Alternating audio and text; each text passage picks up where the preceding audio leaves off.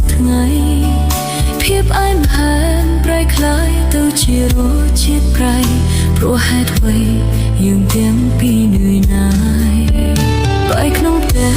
ក្រៅផ្ទះវាខុសគ្នាត្រង់ណាតាំងពីរៀបការអូនឈឺទាំងចិត្តទាំងកាយក្បែរប្រពន្ធធន់ថប់ក្បែរស្រីសាយសប្បាយគ្មានអ្វីស្ដាយឈ្មោះជាមេម៉ាយទៀតទេ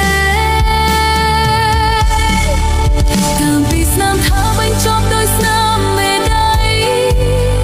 អូនិស្ស័យយើងក៏ព្រមលែងលះគ្នា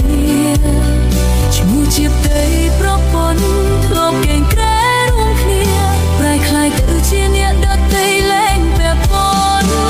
តាំងពីស្នាមថាបញ្ចប់ដោយស្នាមមេដៃ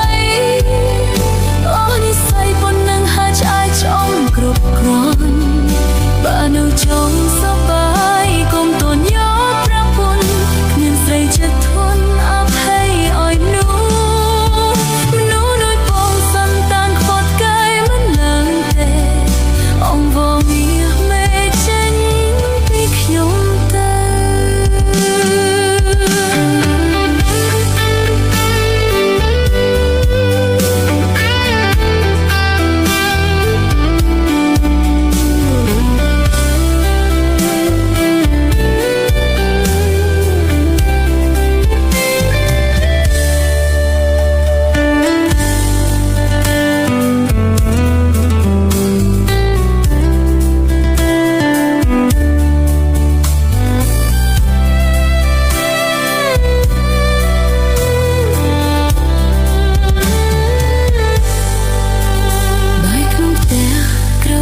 វាខុសគ្នាត្រង់ណា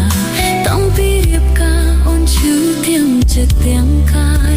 ក្បែរប្រពន្ធធន់ថប់ក្បែរស្រីសាយសប្បាយគ្មានអ្វីស្ដាយឈ្មោះជាមេ